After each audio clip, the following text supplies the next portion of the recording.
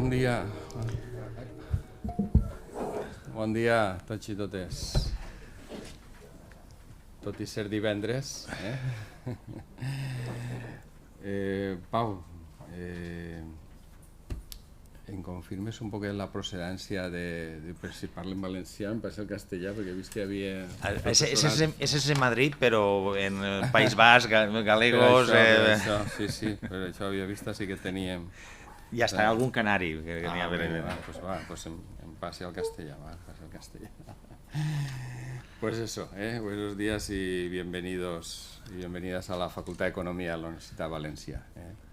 Esta facultad es, además de la más grande de la Universidad de Valencia, con unas cifras espectaculares, más de 7.000 estudiantes, más de 500 profesores.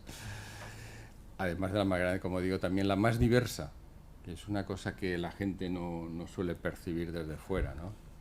Entonces aquí la cantidad de iniciativas, fundamentalmente pues de la mano del profesorado como Pau Rausell, ¿no? Pues son muchísimas y diversas. O sea, prácticamente vas cambiando de planta, ¿no? Yo que llevo ya pues 3 años de decano y tengo la suerte de que compañeros como Pau me invitan a estar un ratito en los actos que organizan, pues te vas tomando conciencia de esa diversidad, ¿no? Y yo creo que eso es una gran fortaleza de esta facultad. Es una debilidad para los gestores porque nos complica mucho tomar decisiones que satisfagan a todos, pero yo creo que es una gran fortaleza, ¿no? Y dentro de esa diversidad, pues es motivo de satisfacción, ¿no? El tener también una unidad de investigación como ese CONCUL, ¿no? Como es un grupo de compañeros dedicados a ese aspecto de la economía, porque ¿qué no está relacionado con la economía, ¿no?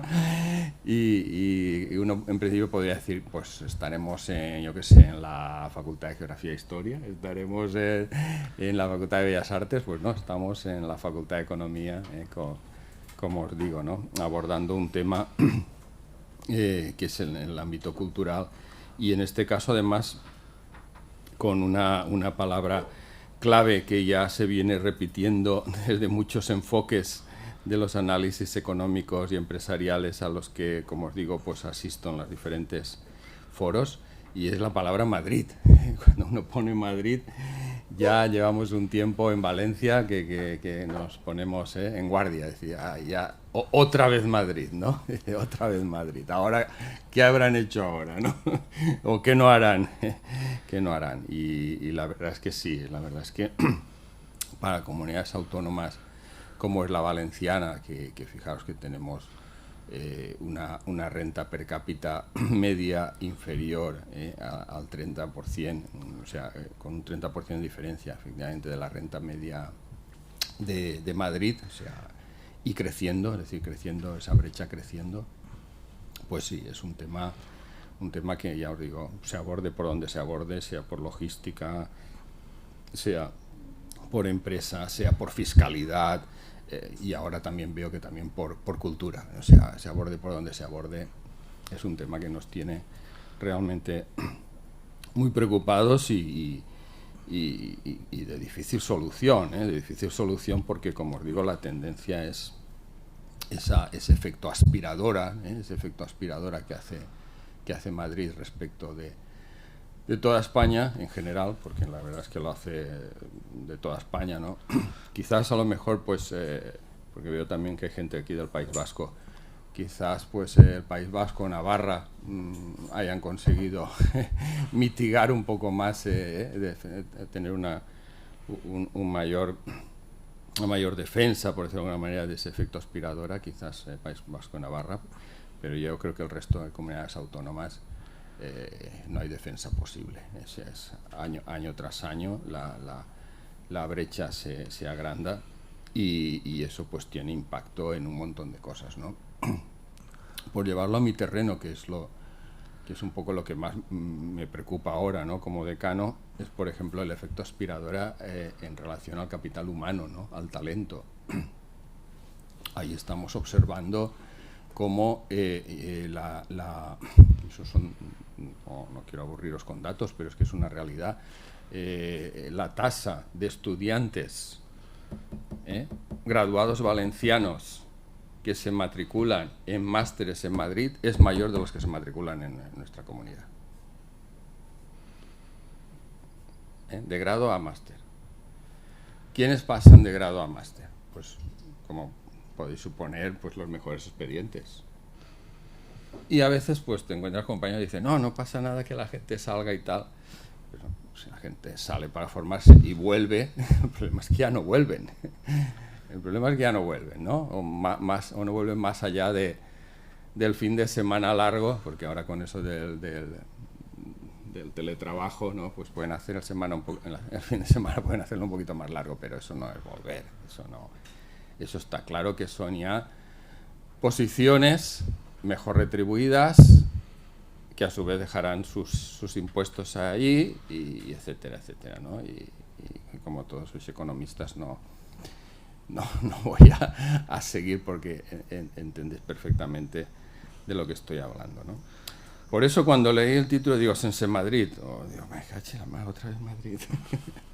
Pero bueno, yo no soy experto en absoluto en el mundo cultural, más allá de ir algún fin de semana al teatro y leer algún libro,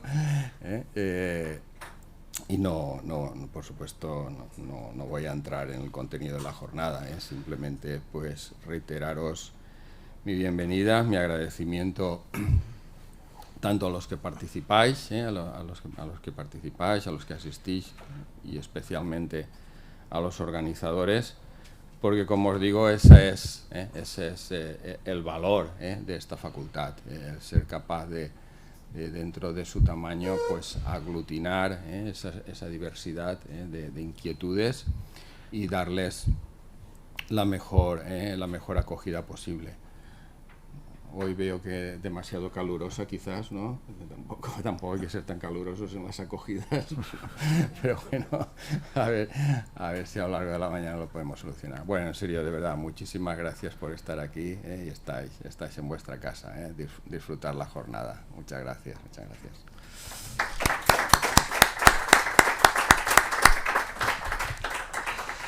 Bueno, pues moltes gràcies, Degà. Com sempre, donamos la benvinguda. Ens ha promès que a veure si arregla lo del aire condicionat, a veure si...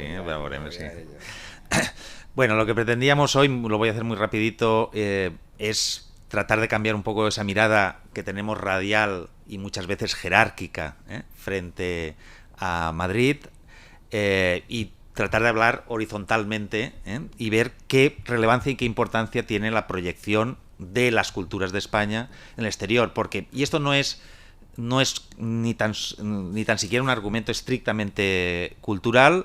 Ayer estaba en un evento sobre internacionalización de la economía española, y la exportación, o sea, del saldo de los servicios no turísticos en algunos trimestres ya es casi igual que el saldo de los servicios turísticos. La proyección de España en el exterior tiene que ver con ese tipo de servicios. Y entre los servicios no turísticos, los servicios culturales, la brecha se agranda cada vez más y tenemos un saldo positivo en estos momentos de más de 300, casi 400 millones de euros, la diferencia entre la exportación y la importación.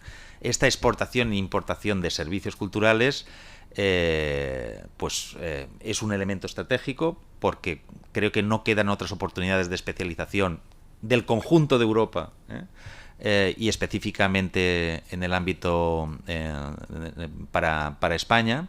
Por tanto, es un elemento estratégico que tenemos que gestionarlo un poco colectivamente y desde esa mirada horizontal para representar, y además que esta mirada diversa alrededor de las culturas de España es un elemento de competitividad, y por eso tenemos también esa brecha creciente entre pagos e ingresos, y en parte es por la labor que se hace desde algunos territorios no centrales que se esfuerzan y hacen políticas específicas para la promoción y la proyección de sus propias culturas, ¿no? De lo que queríamos hablar era de esto en esta sesión. No voy agradecer, bueno, como siempre, a la facultad, al observatorio y en este caso que se añade Culturalink como promotores de la actividad. No voy a hacer y hablar de los ponentes porque lo dejo en manos de cada uno de los moderadores de las mesas, pero muchas gracias por estar aquí y ahora le damos la oportunidad al decano que se vaya a hacer sus cosas y a subirnos el aire acondicionado. Bueno, pase buen día.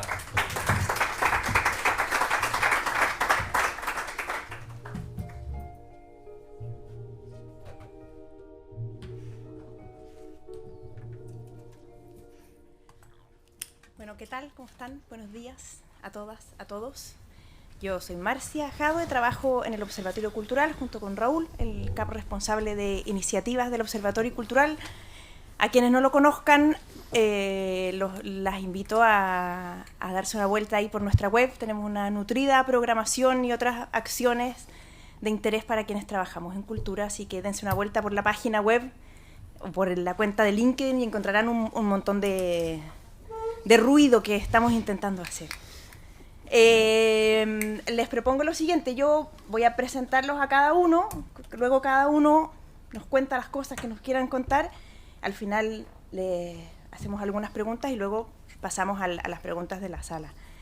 Voy a partir aquí por Lluís, profesor titular de Economía Pública y director del programa de Gestión Cultural de la Universidad de Barcelona.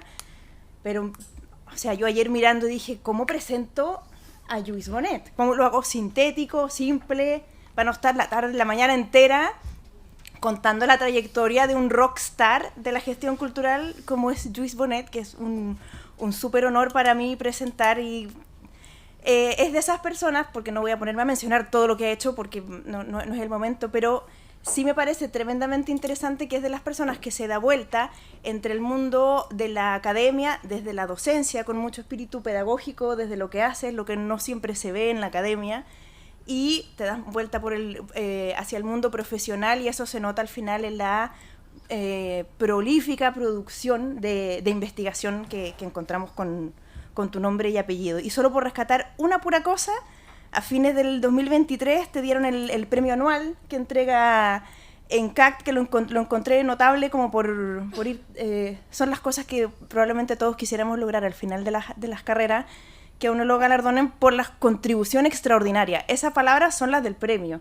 Así que nada, enhorabuena por eso, y para quienes no conozcan, la ENCACT es una ONG que depende de la UNESCO, y la gracia que tiene, y por eso lo menciono, que es un referente en cooperación internacional en términos culturales. Por eso menciono ese premio de los cuantos otros que habrás tenido. Así que muchas gracias, Lluís.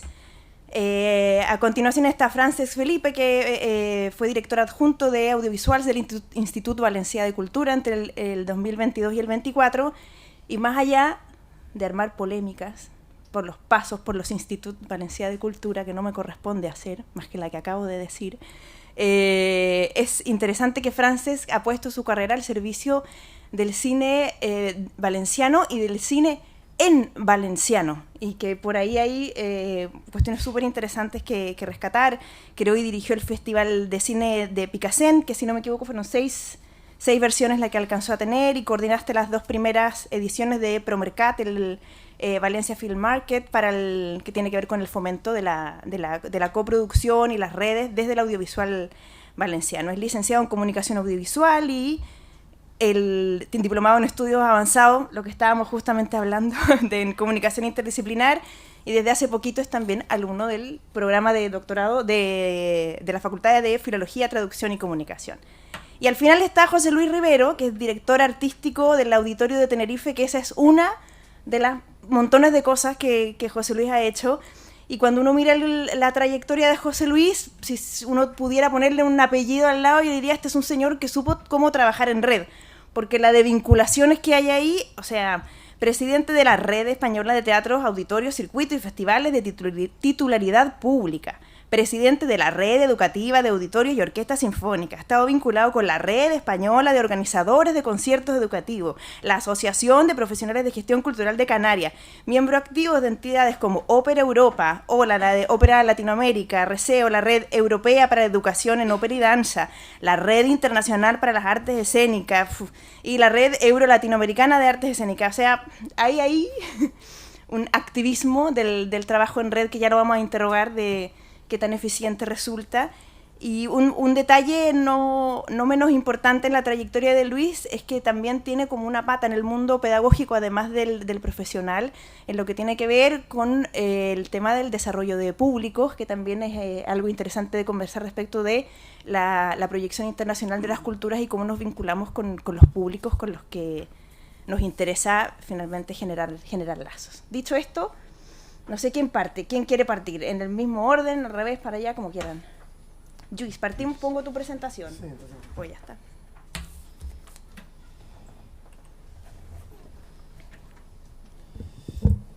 Si no me hecho.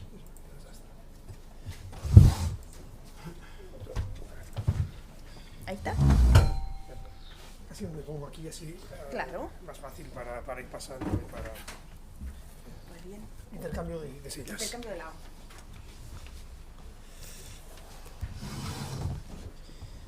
Casi, para ver eso es mejor estar de pie. Bon dia, buenos días. Moltes gràcies per la invitació. Estoy muy contento de estar aquí y sobre todo de estar aquí en ocasión de esa jornada que pienso que es enormemente importante.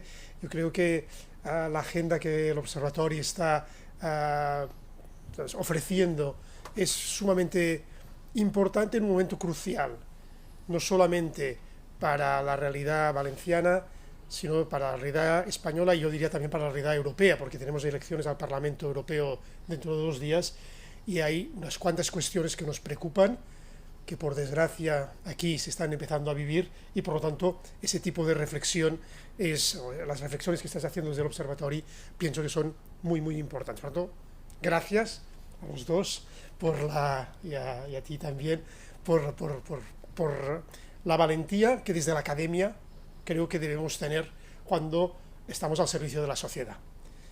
Dicho eso, a mí me invitaron para que os hablara un poco en esa pequeña introducción inicial, después en el debate podemos ir hacia otros temas, un poco sobre la política de relaciones culturales exteriores en el caso de Cataluña. Y he preparado eso sobre todo porque hay algunos números, alguna información que a veces es más fácil, digamos, si uno lo ve escrito también en pantalla. Por eso he preparado esta pequeña presentación.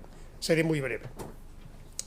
La primera cosa que quería comentaros es que desde Cataluña el modelo de gobernanza que se propone para las relaciones culturales internacionales es un poco complejo. Es decir, y es complejo porque la realidad es compleja. Es decir, tenemos por un lado el Institut Ramon Llull, que es un consorcio público formado por los gobiernos de Cataluña, las Islas Baleares y las ciudades de Barcelona y Palma. Como veis, aquí falta la Comunidad Valenciana y la ciudad de Valencia, por lo tanto ya vemos aquí una asimetría. Y por otro lado tenemos y conectado con eso, pero con una personalidad jurídica propia diferente, la Fundació Ramon Llull, que tiene sede en Andorra. Sabéis que Andorra es el único país donde la lengua oficial única es el catalán. Y por otro lado tenemos l'Institut Català d'Empreses Culturals, que es un organismo autónomo dependiente directamente del Departamento de Cultura de la Generalitat de Cataluña, que tiene por misión el apoyo a las empresas culturales de Cataluña, incluida entre esos elementos la competitividad y proyección internacional.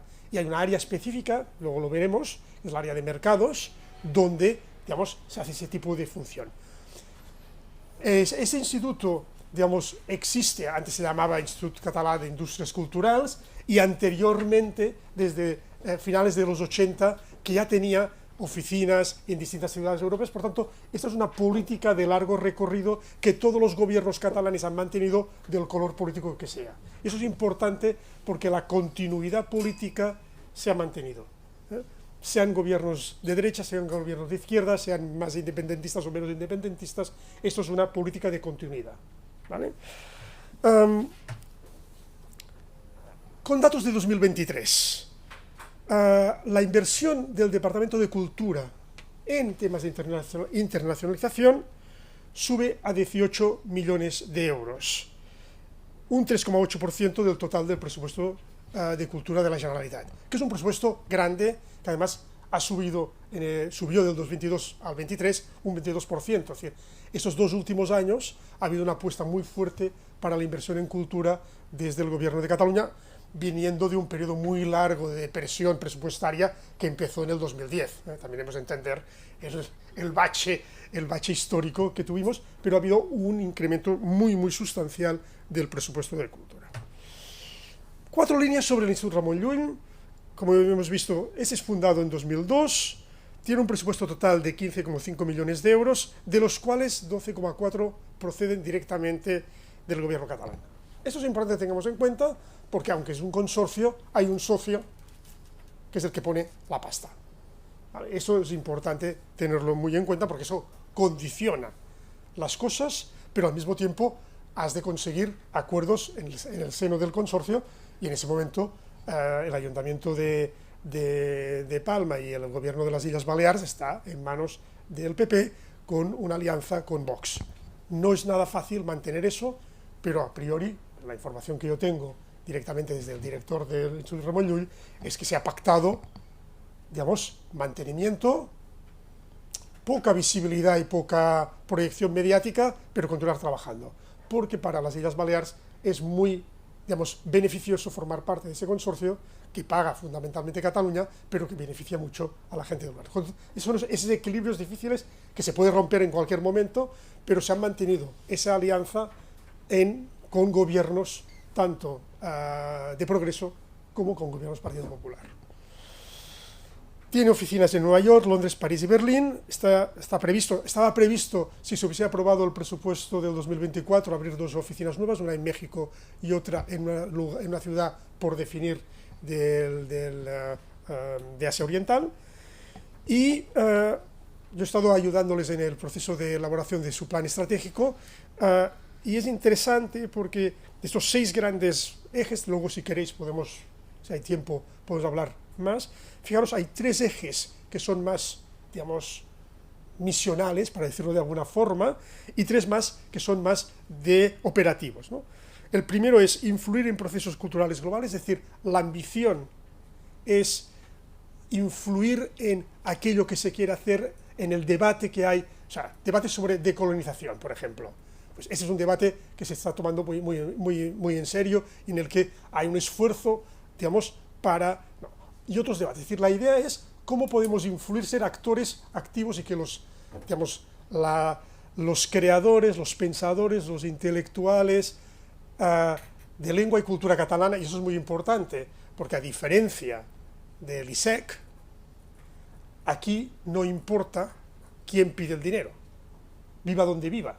Si hay más, por ejemplo, de 100 y pico universidades que tienen lectores de catalán en el mundo, quien hace la petición es la universidad, esté donde esté en el mundo. Cuando una editorial quiere publicar un escritor valenciano y esa editorial alemana pide dinero al Ramon Llull, el Ramon Llull da dinero. Es decir, no importa dónde está ubicado el creador, lo que importa es la promoción de la lengua y la cultura catalana. Se llama catalán, se llama valenciano, eso entre paréntesis, ¿vale? Entonces, esa es la primera idea. Segundo, acompañar la internacionalización de la creación, es decir, a diferencia del ICEC, el Instituto Ramon Llull tiene un enfoque desde su área de creación en el fomento del talento, no tanto en el fomento de la empresa o de la dimensión económica. El ISEC, su dimensión es claramente, primero, es territorial, has de tener sede en Cataluña, 1, y 2, el objetivo es fomentar el tejido empresarial, fortalecer el tejido empresarial a través de la internacionalización, ¿vale?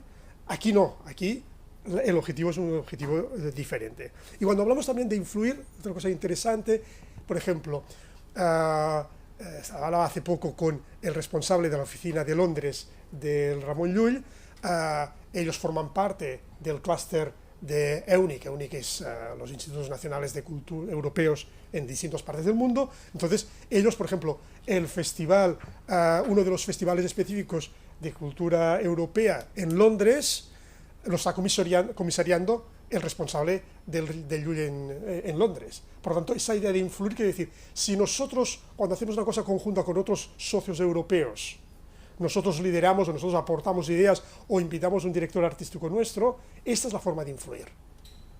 Y esto es muy importante porque el objetivo es influir ¿para qué? Influir porque nuestros problemas sean compartidos con la gente de otros lugares y podamos aprender de ellos y tal. Evidentemente después podemos hablar de que esa acción, sobre todo la del ICEC, que es más exportadora, tiene un déficit y es el flujo bidireccional o multidireccional, ¿vale? Cosa que en cambio el Ramon Llull tiene más claro que no se trata de exportar, sino se trata de construir conjuntamente en red. Y eso es un poco también otra diferencia filosófica entre uno y el otro. No me extiendo porque lo que sí que quería decir es que el 4, el 5 y el 6, actuar concertadamente, que quiere decir trabajar en red, esa idea de red, no vamos a hacer cosas nosotros solos, siempre con otros. No solamente por motivos de ahorro, sino porque esto nos permite influir mejor. Ser más sostenibles en un instituto que se dedica a la internacionalización, en un momento que el debate sobre sostenibilidad ambiental es importante, pues ser sostenibles quiere decir sostenibles no solamente en lo económico, sino ser sostenibles en lo ambiental. Y es un reto nada fácil. Por eso la palabra es más. Porque decir, ser sostenibles no es, el objetivo es ser un poco más sostenibles, para decirlo llanamente. Y después todo el tema de la digitalización y ser innovadores, que esto es un reto, es un déficit de Ramon Llull que están intentando ahora poner en marcha, porque sí que de alguna forma cuesta con las herramientas de la administración pública y los procedimientos, realmente ser innovador no es siempre fácil. Y la digitalización implica plantearse de forma diferente tu ser en el mundo. ¿Vale? No siempre uno debe viajar, no sé, sino que podemos hacer cosas de otra forma. El caso de l'ISEC depende exclusivamente del Departamento de Cultura de la Generalitat, tiene un presupuesto total de 90 millones, de los cuales los que se dedican a internacionalización son 4,5 millones.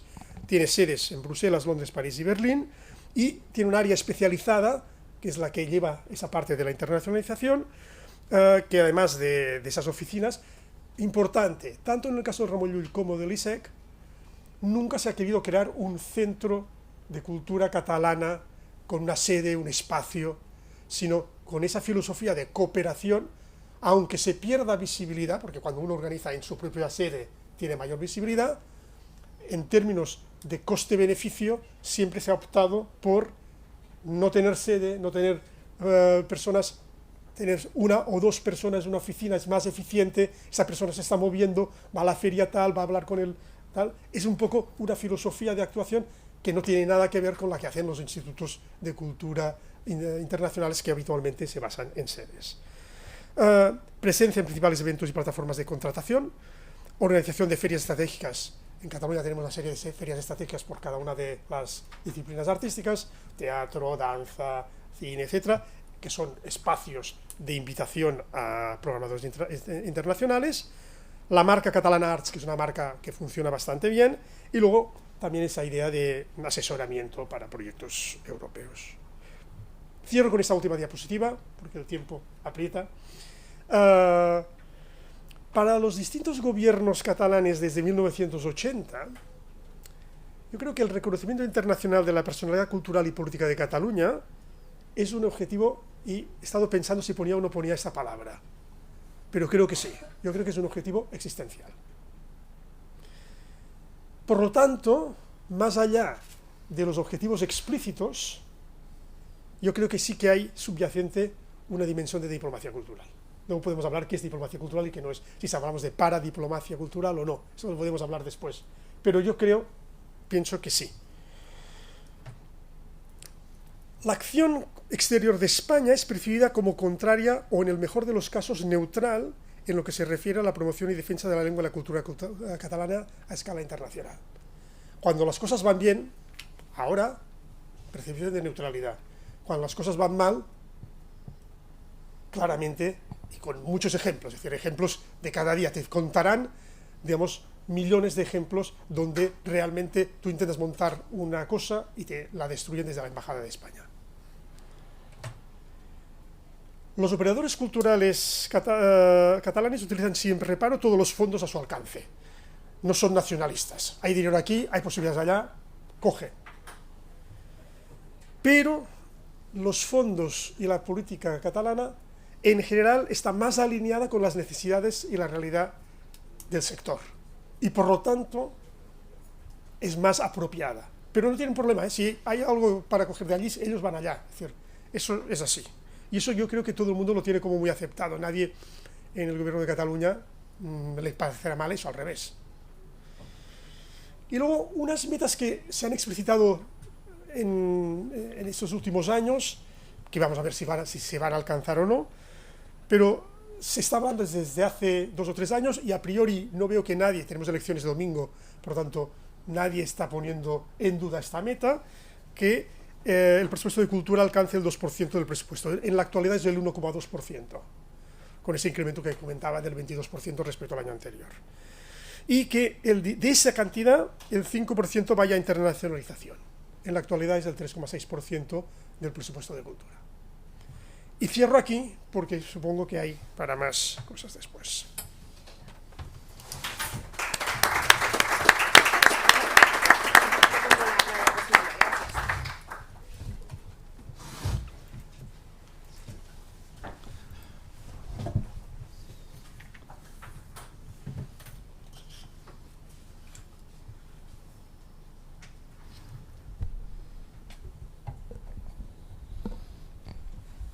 Cuando quieras.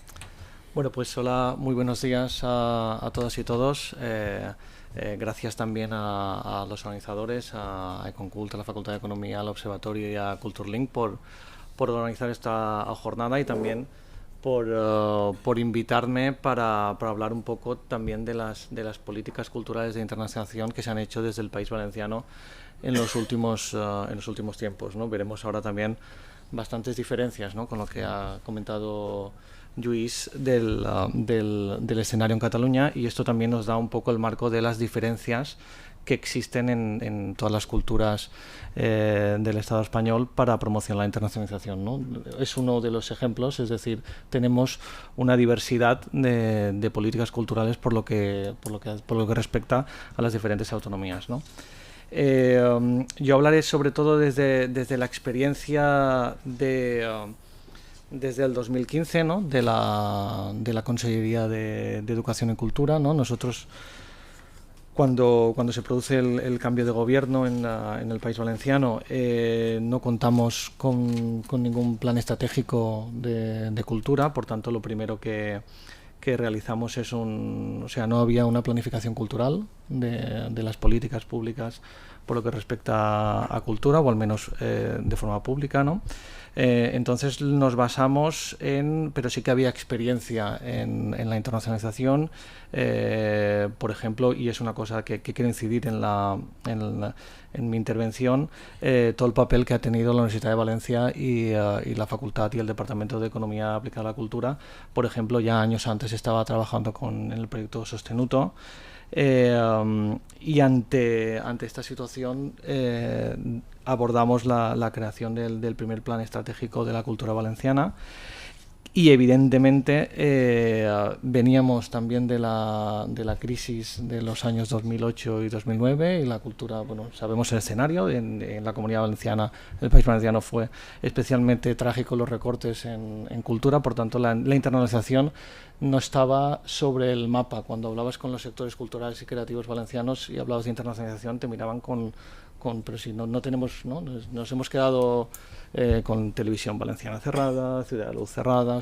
Ahora nos olvidamos, ¿no? Pero este era el punto donde estábamos, y hablar de internacionalización era, los sectores culturales miraban con los ojos de ¿qué me estás contando?, ¿no?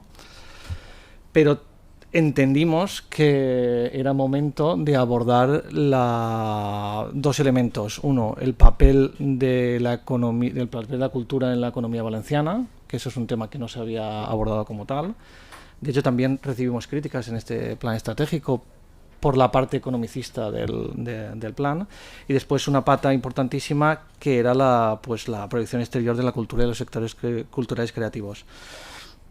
Y en estos años lo hemos conseguido. Esa sería una pregunta. Pues bueno, en parte, ¿no? Apostamos localmente por 3 proyectos estratégicos locales, pero con dimensión de atracción sobre todo estatal, como el Trobam, Dansa Valencia y Docs Valencia, ¿no? El Trobam sí que existía, pero Dansa Valencia se lo habían cargado y lo recuperamos, y Docs Valencia, y yo creo que pues hoy en día, de hecho el Docs se está celebrando ahora, nadie pone en duda, ¿no?, estos 3 mercados que potencian diferentes artes y que pues hacen misiones inversas y que tienen en su ADN la internacionalización de la cultura valenciana. Y después también creamos la plataforma de internacionalización, donde actualmente participan más de 120 empresas valencianas de los sectores culturales y creativos. Por tanto, pues alguna cosa hemos avanzado, aunque es verdad, como comentaba Lluís, nosotros no hemos tenido continuidad entre las políticas de internacionalización, ¿no? Ha habido como un sesgo, y ahora veremos también el actual gobierno cómo pretende abordar las políticas de internacionalización. Uno de nuestros ámbitos, unos ámbitos de gestión, yo por ejemplo cuando llegué a la dirección de audiovisuales, una de las cosas que pusimos sobre la mesa es la creación de la marca global de internacionalización del audiovisual valenciano, de alguna manera de la mano de Catalan Films, de Basque Audiovisual, intentando emular lo que otras autonomías estaban haciendo, y pues estos convenios ya están en entredicho y seguramente Global no continuará, ¿no? Por tanto, pues esta discontinuidad pues no ayuda a la internacionalización, ¿no? También está en una situación similar la Fundació FUI, que ha hecho un papel importantísimo, ya lo estaba haciendo antes, pero ha sido muy reforzado, y también está en entredicho toda la política de internacionalización del sector del libro y editorial valenciano, ¿no? Por tanto, nos encontramos en una situación donde la internacionalización pues no sabemos si va a continuar siendo de la mano de los sectores o iba a ser desde la administración, ¿no? También el tema del IBAM o el Centre del Carme pues han sido también unos referentes de puesta en el mapa de Valencia en el sector del arte contemporáneo, ¿no? También, y de la mano de esta facultad otra vez, pues hace unos años, ¿no?, surgió el proyecto de capitalidad mundial de diseño de la ciudad de Valencia, ¿no? Y esto pues también ha sido uno de los pilares, no tanto del país valenciano, sino de la ciudad de Valencia, y es un caso de éxito, ¿no?, de internacionalización, ¿no? Pues estos años pues hemos estado pues en Bolonia, en Rotterdam, en Guadalajara, en Berlinale, Cannes, en todo tipo de eventos internacionales. La cultura valenciana, a través del Instituto Valencià de Cultura, pero también de la Conselleria de Cultura, pues ha viajado y acompañado a los sectores culturales y creativos valencianos pues como entendíamos que debía ser, ¿no?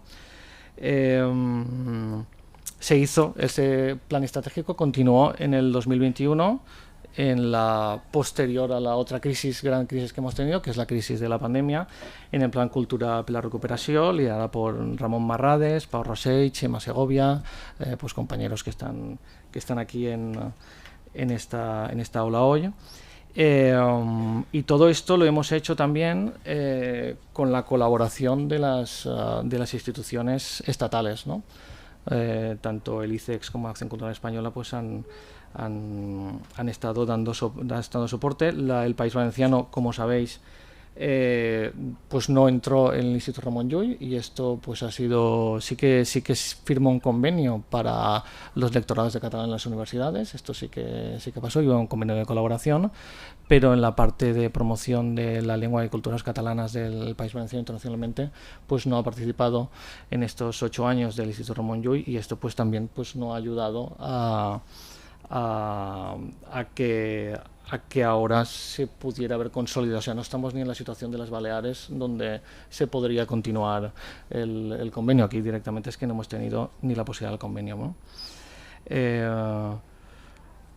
Por tanto, este es un poco el sentido de lo que hemos hecho hasta aquí. Reivindicar también como una de las cosas a mejorar el tema de la participación del Instituto Ramon Llull, ¿no?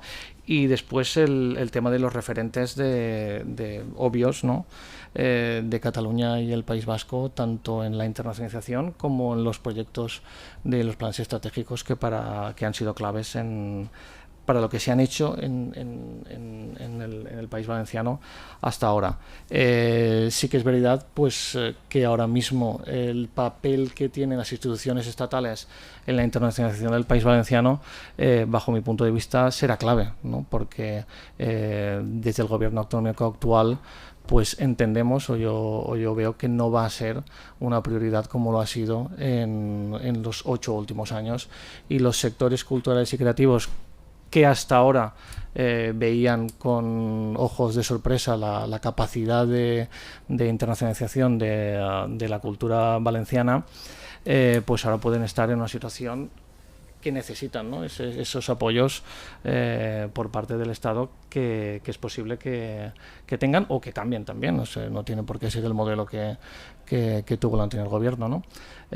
Por tanto, esa es un poco la reflexión de lo que hemos intentado desde estos años en el País Valenciano, y un poco el resultado, ¿no? Que yo creo que es satisfactorio, porque 120 empresas participando en la plataforma de internacionalización, pues es un éxito desde el punto de vista de partida en el que estábamos, pero desde luego no es suficiente comparado con los proyectos de internacionalización que han hecho otros territorios del Estado, ¿no?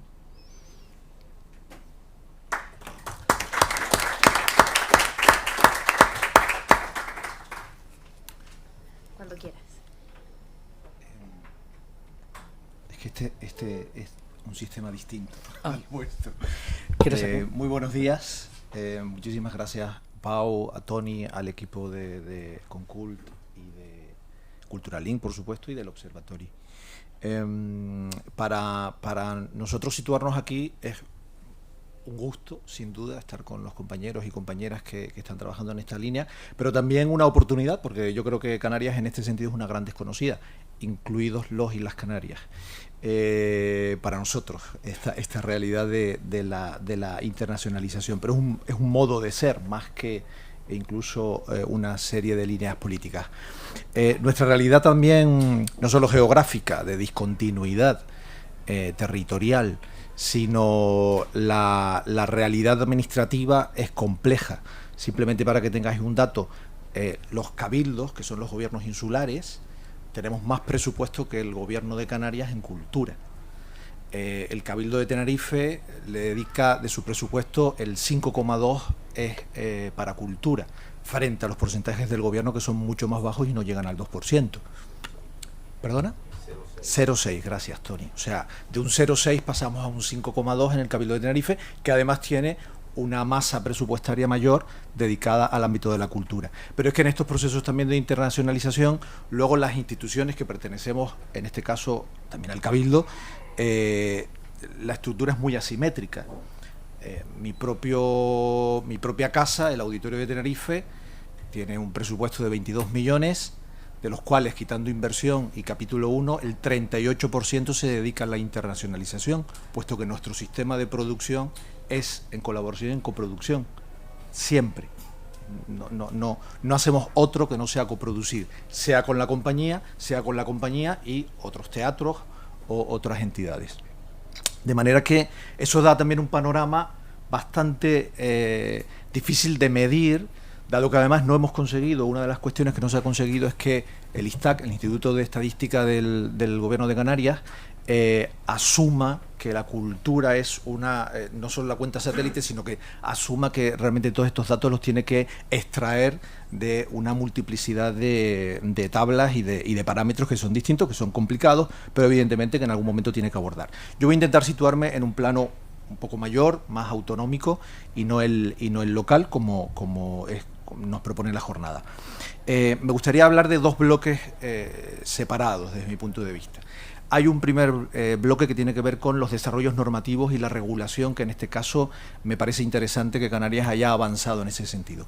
Por un lado, una Agenda Canaria 2030 para el desarrollo sostenible que es la única que ahora mismo en el Estado español incluye una dimensión específica para la cultura. Es decir, aparte de las 3 dimensiones del desarrollo sostenible, se ha situado el campo de la cultura de manera específica y se ha tratado como una vía fundamental para el desarrollo de las sostenibilidades humanas en este sentido. Esa dimensión incluye 6 prioridades.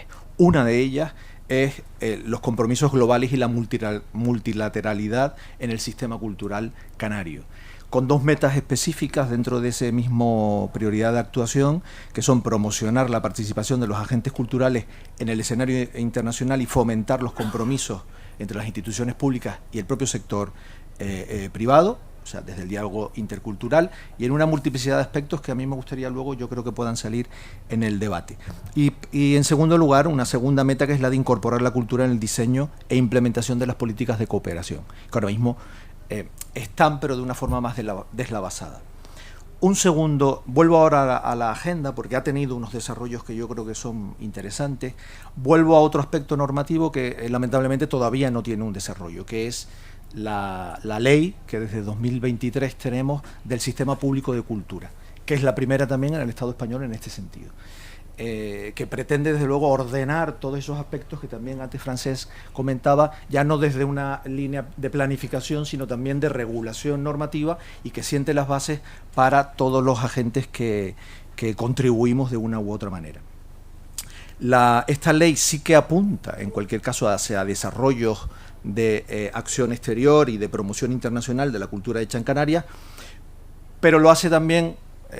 No está muy delimitado, pero es verdad que hay una serie de coadyuvantes que tienen que ver con los desarrollos en red, que tienen que ver con la formación, que tienen que ver con la participación empresarial y del sector privado, que tienen que ver con muchos adláteres que son fundamentales para la internacionalización. Insisto, todavía sin desarrollar, veremos si conseguimos esa estructura que avisaba Luis de da igual el color y el cambio político para que siga desarrollándose. Con respecto a los desarrollos que yo hablaba de la Agenda Canaria, sí, desde mi punto de vista, lo que he podido analizar además en estos últimos meses realmente, sí están teniendo un impacto en tanto en la Consejería de Acción Exterior como en todo el flujo de organizaciones, de instituciones que están en torno a la propia Consejería de Acción Exterior. Desde las delegaciones del Gobierno de Canarias, en Madrid, en Bruselas, la de Caracas, que sigue activa y fue abierta hace tantísimos años y que ha seguido manteniéndose, bueno, ya se está generando un flujo entre ellas que antes no se daba, eran acciones puntuales, con programas puntuales, ahora ya a partir de estos preceptos de esta dimensión de la cultura se está generando esta dimensión, y con la intervención también de la Fundación Canaria para la Acción Exterior, que ha aglutinado en cierta manera un conjunto para mí muy interesante de espacios asociados en muchísimos países que están conformados por una estructura mixta. Hay empresariado canario que está en esos países, hay colectivos sociales de la población que está en esos países, imbricada por supuesto con su propio territorio, con su propio contexto. Ahí tenemos en Berlín, en Bruselas, en Dinamarca, en Suecia, en Argentina hay 3, en Brasil, en Chile, en Cuba, en Estados Unidos hay 4, México, Puerto Rico, Uruguay que hay 3, Venezuela que hay casi en todos los estados. Toda esta estructura realmente sí que está empezando a trabajar. Yo estoy trabajando con algunos de ellos, básicamente con Argentina, hasta no hace tanto, pero trabajo mucho con Berlín, con Dinamarca y con Estados Unidos, y estamos hablando de concepciones que se contextualizan en esos lugares. Es decir, nosotros hemos tenido giras de compañías canarias pagadas por patronos estadounidenses porque consideran que es una forma de devolver también a partir de sus impuestos desde una perspectiva que en España es mucho más compleja y siempre más difícil para acudir a ella. Algo que para ellos es tremendamente más sencillo, o por lo menos más habitual. Los programas de Proexca, por otro lado, la promoción exterior de Canarias, trabaja más en el ámbito africano. Eso en realidad es muy interesante, no tanto por la acción directa en cultura. De hecho, hablé con el CEO de Proexca estos días antes de venir, para volver a insistir si había algún programa concreto vinculado a la cultura, y no, pero es verdad que están en ello, están pensándolo, están desarrollando sí mucha línea de trabajo con las universidades para la formación y la capacitación en los sectores también vinculados a las industrias creativas y culturales, muy especialmente en el audiovisual, muy especialmente en la animación, que también es verdad que con los beneficios fiscales en Canarias se está convirtiendo en ese hub. Se ha eliminado ya por BOE el techo fiscal, con lo cual pues bueno, va a ser un aliciente para la inversión de capitales. Proexca tiene relaciones y oficinas en Senegal, Marruecos y Cabo Verde. Esto es fundamental porque África es nuestro vecino más directo. Estamos a 200 kilómetros de la costa africana y a más de 2000 de Madrid. Y sin embargo África es la gran desconocida, Canarias le da la espalda, y en realidad estas relaciones comerciales, porque son comerciales en primer lugar, sí se están potenciando desde llevarlas ahora al ámbito de la cultura, a diferencia de lo que yo comentaba en el otro programa, el de acción exterior, en el que es realmente la diplomacia blanda, esta soft diplomacy, la que está consiguiendo que además se vehiculen otras relaciones comerciales. Es decir, se entra por la comunidad, y a partir de la comunidad, la cultura como un elemento que permite esa entrada para unificar a una comunidad distante en otro territorio, pero que al mismo tiempo genera relaciones comerciales. La implantación de Casa África, que no es un programa del Gobierno de Canarias, sin duda, es un programa estatal, las casas, pero que estando en el territorio sí que genera unas dinámicas propias para el territorio canario que luego son más complejas de exportar al resto del territorio estatal. Y por supuesto las universidades canarias, de hecho esta agenda de desarrollo sostenible y la introducción de la dimensión cultura se realiza desde el Laboratorio de Innovación Social y Cultural de la Universidad de La Laguna. Eso en el plano normativo. En el otro bloque que yo destacaría es el de desarrollo de políticas, el desarrollo administrativo de las políticas culturales. Aquí es donde yo tengo, por supuesto, mis más y mis menos, en el sentido en que, como decía Francés también, yo no veo la estrategia. En la historiografía cultural también del territorio hemos pasado por muchos hitos diferentes, estoy haciendo un corte muy sincrónico, pero sinceramente esas estrategias sí han existido, porque los planes han existido, pero han estado en cajones, es decir, realmente no se han puesto en marcha. Esa es una de las problemáticas fundamentales desde mi punto de vista. Y lo que seguimos teniendo son programas, líneas de acción concreta, puntuales, algunas funcionan, otras no, pero que realmente no obedecen a una política general que por lo tanto permita establecer en el medio y largo plazo como necesita los procesos de internacionalización, porque si no, no se genera confianza en que esto pueda continuar 1, 2, 3, 4 años después, pues igual no inicio las relaciones contigo porque no me interesa. Porque otros países sí que me producen esa confianza, otras regiones sí que me producen esa confianza. Hay varias líneas de subvención específicas para la internacionalización.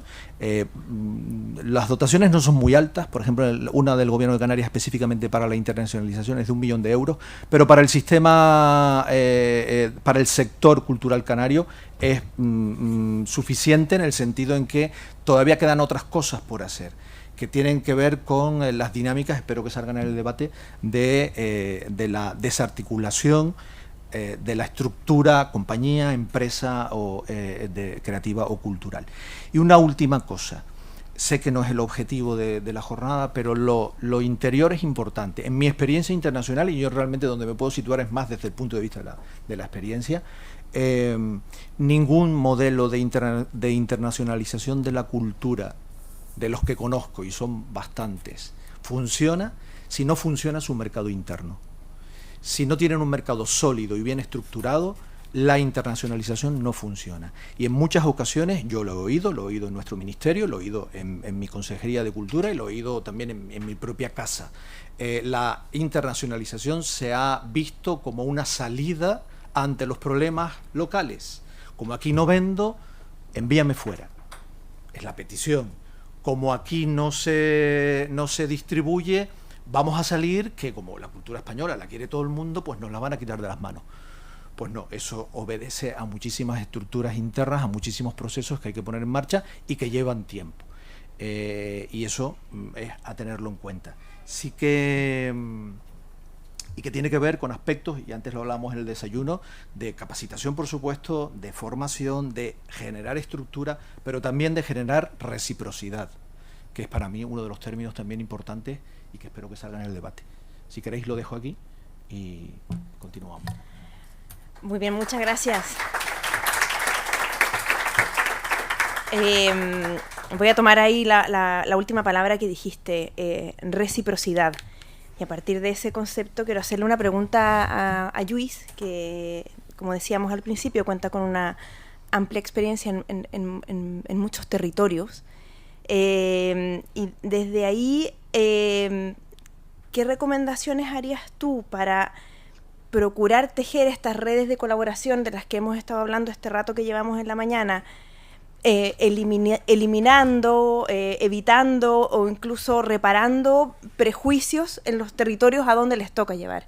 Te hago la pregunta sobre todo desde tu experiencia en Latinoamérica. O sea, ¿cómo se lleva la cultura de allá hacia acá sin correr los riesgos que tú mismo nombraste? Y a propósito de este debate sobre la decolonización, desde tu experiencia, ¿cuáles iniciativas han resultado? ¿Cómo lo podríamos abordar?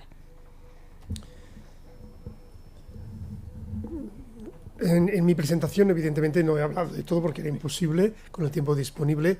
Por ejemplo, yo creo que José Luis ha hecho una muy buena presentación de aquello que se hace más allá de los programas específicos, es decir, cuando haces redes, cuando haces coproducción, cuando desde la formación estás apoyando determinadas, desde la universidad estás apoyando determinadas cosas. También se ha comentado en el caso valenciano, yo eso no lo he explicado, pero estoy absolutamente de acuerdo que es imprescindible. Entonces,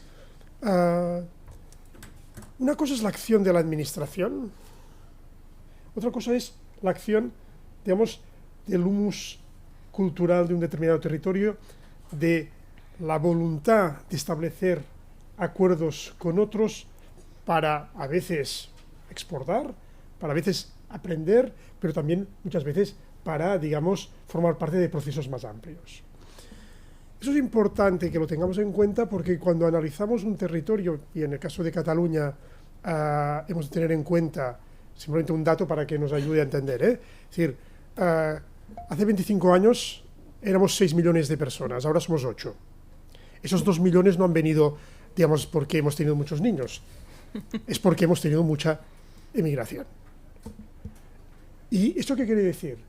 Quiere decir que hay una enorme cantidad de personas de todo el mundo que se han venido a alojar aquí, y esa gente viene con sus agendas, con sus contactos, con sus relaciones. Entonces, más allá de lo que puede hacer una política institucional, más allá de lo que pueden hacer los equipamientos culturales que quieren hacer coproducciones o que están en redes internacionales o que tienen un proyecto europeo o que están en un proyecto con países americanos, etcétera, etcétera, lo que hay es un humus de gente que tiene sus propios contactos y eso es muy importante que lo tengamos en cuenta, porque esto es un potencial, sobre todo cuando lo comparamos con otros países europeos que han tenido una pérdida de población muy importante en estos últimos 25 años. Es decir, todos los países del este europeo han perdido habitantes.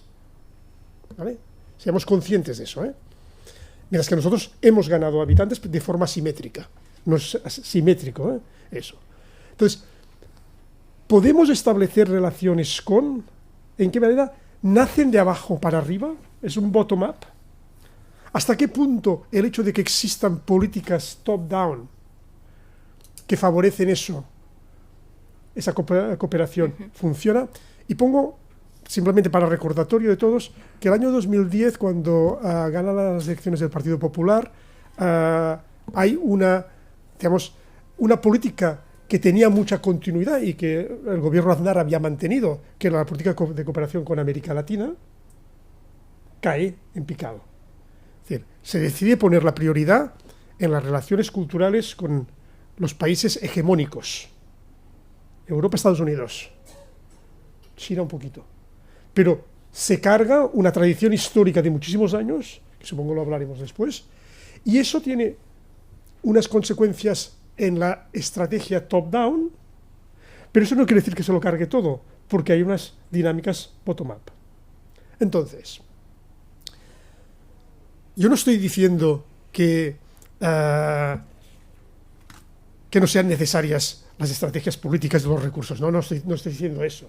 Lo que estoy diciendo, como decía José Luis, sin mercado interno sólido, es muy difícil hacer internacionalización. Uh-huh.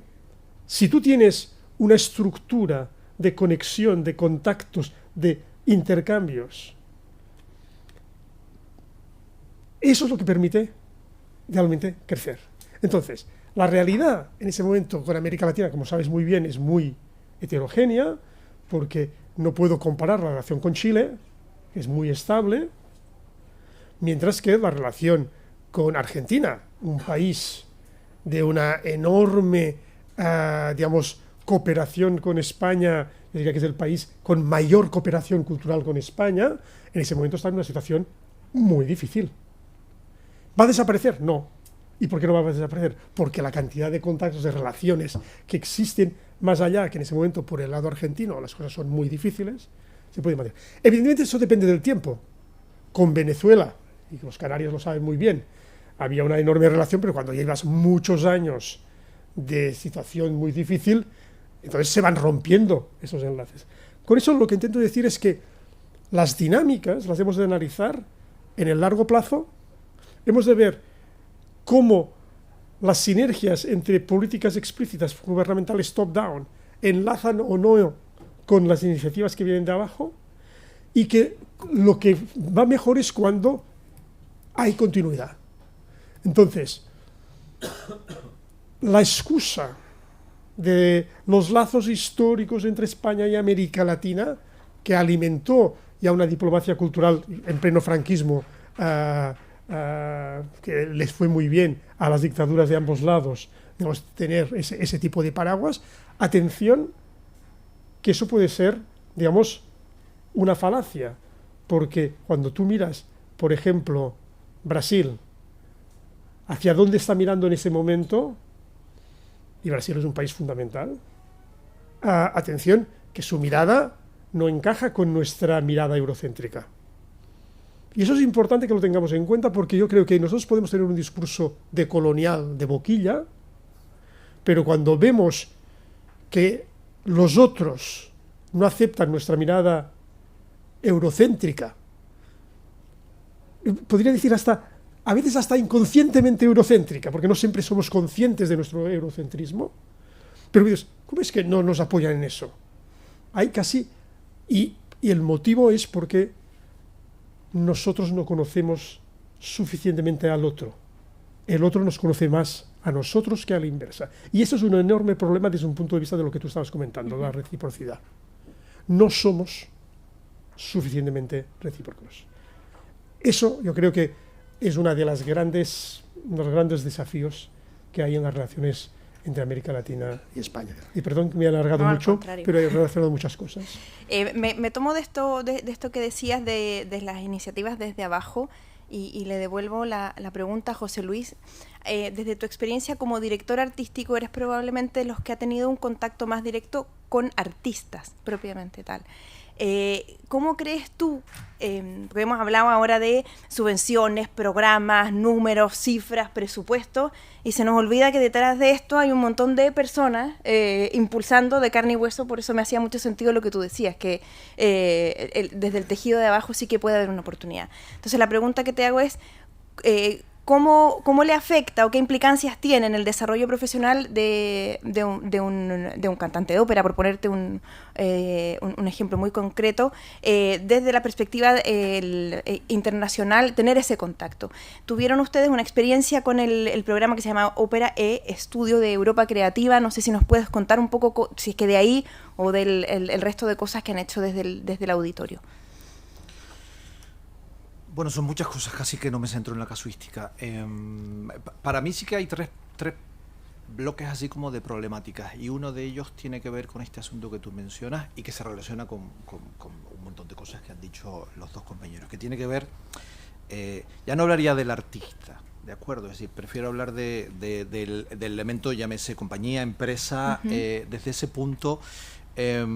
Las industrias culturales tienen todavía un nivel empresarial muy bajo, de conocimiento de gestión muy bajo, y de una articulación de poco tamaño. Aquí el tamaño parece que sí importa, porque esa atomización y ese grado de pequeñez que tienen las empresas tiene que ver con dificultades en el acceso a la financiación, dificultades en conseguir la información adecuada y relevante, y además saber hacerla conforme a los criterios que pone la administración, y tiene que ver con procesos que al final te obligan casi a quedarte en lo local, porque proponer la internacionalización desde tu ámbito se te hace un mundo. Yo hablo con muchas compañías que tienen proyectos interesantes para presentar a Europa Creativa, por ejemplo, y es como, uy, no, o sea, ya me cayó el mundo arriba. Es dificilísimo. Es verdad que no es fácil entrar en Europa Creativa. Una vez que estás dentro es bastante sencillo el proceso, pero entrar es complejo. No tenemos, y mira que creo que en ese sentido, y en el Ministerio hay una oficina, y en concreto Augusto Paramio, que hace absolutamente todo lo que se puede y lo que no se puede hacer para transmitir la información. O sea, es chapó, de verdad, el trabajo de ese núcleo en particular, y de Augusto, que representa a todo un equipo. Pero derivado también de esos problemas del tamaño vienen las dificultades para acceder a financiaciones, las dificultades para estar ausente siempre en los mercados internacionales. A mí me han salido no sé cuántos trabajos, no lo hago, que soy funcionario público, pero en las últimas ferias todo el mundo me reclama para ir de acompañante y hacer un mentoring a las compañías, porque cuando llegan a las ferias internacionales no saben qué hacer. Hay que coger a alguien de la mano y a nuestra compañía y decir, espérate, este es el match. A ti que haces esto y esto y esto, porque yo sé cuál es tu línea curatorial, y a ti que haces esto y esto y esto, porque sé también cuál es tu trabajo, tenéis que conoceros. Y cuando llegas a una feria, sobre todo ferias grandes, es decir, yo a todo el mundo le recomiendo, no vayas a APAP, no vayas a SINARS, porque es que va a ser abrumador. Vas a salir con una pésima experiencia. Vete inicialmente a ferias pequeñas. No vayas a la Tanzmesse. Todas las compañías de danza de España quieren ir a la Tanzmesse. La primera salida, bueno, será una experiencia positiva, pero desde luego es muy difícil conseguir negocio a partir de ahí, y puede frustrarte, porque no sé hacer esto, y como no sé, me quedo otra vez en casa, me guardo en los cuarteles de invierno. Entonces es verdad que ahí hay oportunidades también. Estas problemáticas existen, y es difícil para acceder desde la empresa, pero también hay oportunidades, y también hay oportunidad de creación de alianzas, y no lo vinculo tanto a redes de trabajo, pero sí a creación de alianzas sólidas entre agentes y entre territorios, porque esa diversidad que puede salir de ahí es lo que ahora mismo se necesita en el mercado. Lo que no se necesita en el mercado ya está saturado de productos globales. Hace no tanto escuché un Gris en coreano. No había escuchado ni en español, y lo escuché en coreano. Bueno, ¿qué aporta Gris, el musical, en coreano? Pues a los coreanos diversión, pero poco más. Lo que quiero decir es que esos productos globales existen de una forma comercializada, pero quizás el conjunto de empleo que hay en España es mucho más artesanal todavía, y en la diversidad y en la variedad territorial está también una fortaleza para acudir al mercado internacional. Perfecto. Me tomo de eso, Frances, a propósito de la experiencia que tú tuviste encabezando Promercat y de estas instancias de mercados sectoriales, porque más allá, claro, de lo que uno ve, o si alguna o alguno le ha tocado participar, claro, hay mucha vinculación, mucha red, nos damos la mano, fotos, pero desde tu experiencia que estás con los pies metidos en el cine valenciano, ¿se traduce eso en más allá de buenas intenciones, fotografías y firmas de acuerdo? O sea, ¿hay más oportunidades de internacionalizar o de exportar el cine valenciano a partir en concreto de, por ejemplo, lo que pudiste ver en Promercat? Pues mira, te pongo un ejemplo de ayer mismo, ya no de internacionalización, sino de visualización en el ámbito estatal. Ayer Televisión Española anunció la compra de películas con 33 producciones, 2 de las cuales pasaron en Promercat y son películas valencianas en valenciano. Esto no había pasado, o sea, no solo en el ámbito internacional, sino en el ámbito de visibilización en el estatal, pues es absolutamente esencial y claro que da resultados, pero se necesita tiempo. Y se necesita también un mercado que funcione para que realmente esto sea de interés para Televisión Española, por ejemplo, ¿no? Y a través de Promercat, pues una de las últimas, porque Promercat se basaba en tres ámbitos. Bueno, era el primer mercado que se hacía en el País Valenciano de coproducción en catalán, también en el Estado y también en distribución. O sea, también pues veníamos de un déficit de crear esas estructuras propias, ¿no? Pero una vez creadas, pues han tenido éxito y sobre todo la línea de Iberoamérica era una de los que estaba en el programa de Promercat, porque obviamente la vinculación de cinematográfica y audiovisual con todo el continente americano en conjunto pues es importantísima. Por tanto, la respuesta es que sí, que es muy útil para los sectores no solo acudir a mercados internacionales, sino crear esas estructuras de internacionalización en el propio territorio, ¿no? Yo, por ejemplo, también me gustaría poner el ejemplo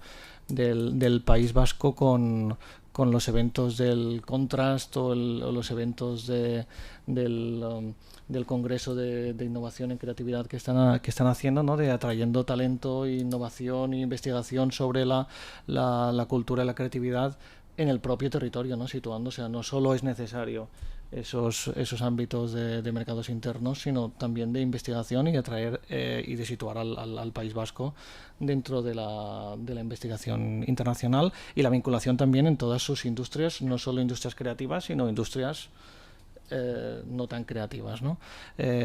Por tanto, yo creo que esto es, desde mi punto de vista, es obvio y es una cosa que se debería trabajar también desde todos los territorios. O sea, deberíamos intentar tener ciertos criterios en el conjunto del Estado para que no sea tan desigual, ¿no? Evidentemente hay un marco de autonomía y tenemos las competencias, pero esta desigualdad a la hora de aplicar políticas de internacionalización y la sensación, o al menos no sé si es una sensación personal, de estar empezando de nuevo, ¿no? O sea, cuando oímos a los compañeros de Canarias o a los compañeros, tenemos que estar inventando cada vez la internacionalización cuando al final son... por eso apostaba también por el tema del conocimiento de la universidad, ¿no? A nosotros que la universidad ya tuviera todo ese bagaje y todo ese humus que hablaba Lluís, pues ha sido esencial para poder avanzar. Por tanto, aprovecharse, o sea, reciprocidad también es aprovecharse de los conocimientos del otro para poder crecer más, ¿no? Por tanto, esta reciprocidad yo creo que también es necesaria en el conjunto de culturas que estamos dentro del Estado español. Compartir las experiencias de internacionalización conjuntamente pues es muy útil, ¿no? Frances, y ya que mencionas a la universidad y en concreto a la Universidad de Valencia, que es donde estamos hoy, ¿qué rol le ves tú a la universidad desde esa perspectiva, desde la formación, desde una plataforma que ayude al posicionamiento de la producción simbólica local? ¿Cómo lo ves tú? Bueno, yo creo que la universidad en parte lo está haciendo, ¿no? Tanto desde el observatorio como desde los proyectos que se han desarrollado desde Concult. Lo ha estado haciendo y lo estará haciendo, ¿no? O sea que la universidad no ha dejado nunca la Universidad de Valencia, y en colaboración con muchísimos otros compañeros de viaje, ¿no? O sea, no solo es la universidad, está haciendo, yo creo que es un camino correcto y que ha dado muchos éxitos, ¿no? Hoy en día, pues antes hablaba el decano del tema de la diversidad, ¿no? Y de la cultura. Hoy en día nadie cuestiona la parte de cultura de economía, o la parte de la realización de proyectos a nivel europeo por parte de la Universidad de Valencia, ¿no? Por tanto, yo creo que esto es un terreno ganado por parte de la universidad y que se debe continuar cultivando, más allá de las situaciones políticas o no que puedan ser más favorables. Pero yo creo que esta jornada también es un poco apunta a la reflexión de que la continuidad de las políticas de internacionalización de la cultura son necesarias, más allá de cuestiones. Yo creo que con esta pregunta última que les planteo es a propósito de algo que mencionaron los tres, pero más José Luis y Lluís, respecto de las herramientas que les faltan a los agentes culturales en términos de formación para poder sumarse al carro de la internacionalización. No sé si nos pueden comentar desde las experiencias de ambos, sobre todo tú, Lluís, desde la formación, y tú, José Luis, desde el ámbito profesional, en concreto, qué echan en falta o qué recomendarían, ya que estamos además en una casa universitaria. Nosotros llevamos desde el año 1995 con un programa de posgrado, que es un programa de cooperación cultural internacional, en el que todos esos años hemos conseguido una cosa que para mí era muy importante, que es esa idea, digamos, de intercambio, de conectar profesionales de distintas partes, porque a partir de la experiencia formativa, esa gente pone en marcha proyectos, es decir, y eso lo intentamos hacer en conexión con el tejido cultural.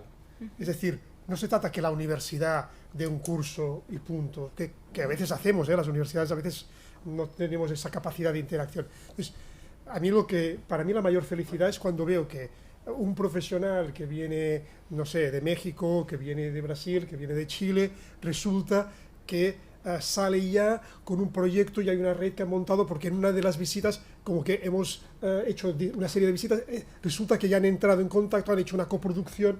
Entonces, para mí esto es mucho más importante, esa coproducción, esa red que se está generando, que no, digamos, la encuesta de evaluación al final de si lo hemos hecho bien o no lo hemos hecho bien. Es decir, eso sería el impacto real, ¿no?, de un curso. Pero para que eso pase, tú has de tener claro cuál es tu objetivo, para poner los recursos al servicio de ese objetivo. Para mí lo preocupante, o sea, para mí el hecho de que haya proyectos formativos que atraen y al mismo tiempo exportan talento en un buen equilibrio entre ambas cosas, eso es fundamental. Lo que es triste es lo que nos ha contado el decano, ¿no?, que la mayoría de los estudiantes de grado que hacen un máster se vayan a Madrid. Eso es lo que existe. Que haya gente que vaya a Madrid, a París, a Londres, a Nueva York, a Buenos Aires o donde sea, genial, porque esos son gente que serán nodos de contacto para futuras cooperaciones. El problema es cuando el flujo solamente es en un sentido. Y eso es terriblemente empobrecedor para la realidad económica y cultural y social, en ese caso valenciana, pero podríamos decir lo mismo. Y a mí me da tristeza cuando, por ejemplo, tengo muchos estudiantes de latinoamericanos que después se quieren quedar aquí. Que alguno se quede porque ha encontrado novio o novia, me parece genial. Pero yo quiero formar para que haya red de intercambio, para que realmente la gente regrese a su país y haga desde allí. Entonces, digamos, necesitamos un equilibrio. La universidad per se no puede garantizar eso, pero sí que podemos poner los recursos para la reflexión crítica, que es muy importante, para la conectividad y por un cierto, digamos, intercambio, digamos, diría casi ético, sobre cómo debemos hacer las cosas, ¿no? Entonces, en ese sentido, el debate, es decir, para mí es muy importante no formar en herramientas, sino formar en pensamiento crítico. Porque en la medida que hay pensamiento crítico, las herramientas después se encuentran. Lo que pasa es que eso no siempre es fácil, ¿eh? Porque hay gente que quiere la herramienta, que le cuesta entender que lo fundamental es saber hacer preguntas. Con esta frase final me ha quitado Luis lo que estaba yo pensando. Pero retrotraigo por qué debe ser importante la universidad. No solo que aparezca la universidad como agente, sino uno de los, desde mi punto de vista, desde mi experiencia, uno de los problemas graves que tiene este proceso de internacionalización tiene que ver con las grandes descompensaciones, con las grandes asimetrías que tenemos en esos procesos con respecto a la cadena de valor. El mercado interno se dedica fundamentalmente a producir. Por lo tanto, la acción exterior debe ser fundamentalmente distribuir el producto que acabamos de hacer. Y en esa dicotomía perdemos una riqueza inmensa de posibilidades.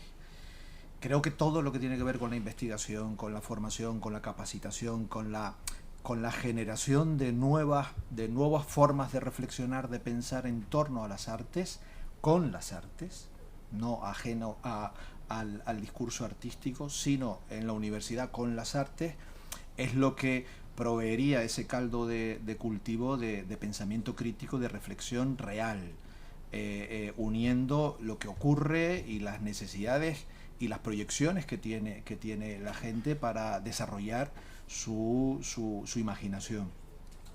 Muchos cursos al final son un abecedario de, o sea, si comparas muchos programas de posgrado, pues son muy similares en realidad, y casi que se decantan pues o por el prestigio del equipo del profesorado o de la universidad o de la titulación o de lo que sea.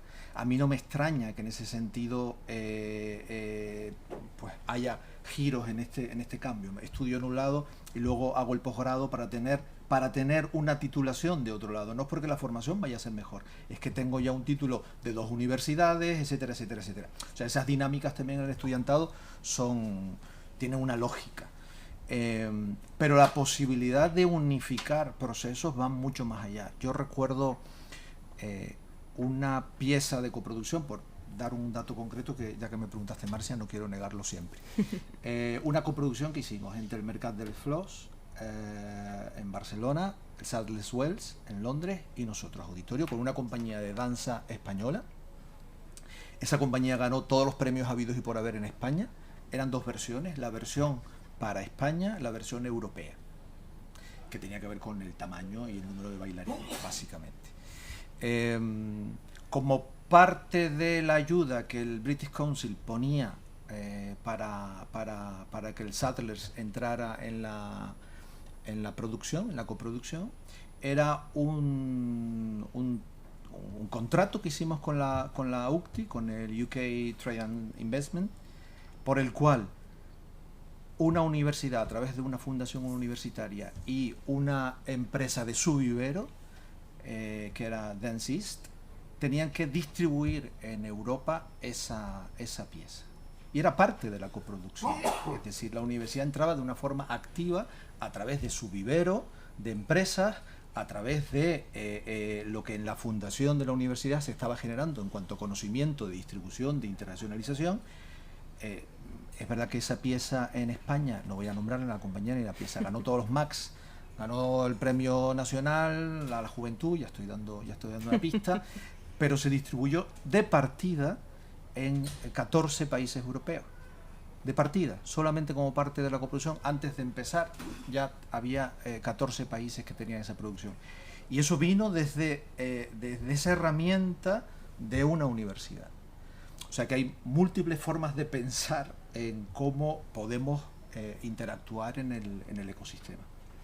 Pues ya, y en honor al tiempo, le damos el paso a los siguientes compañeros y muchas gracias a los 3. Ustedes.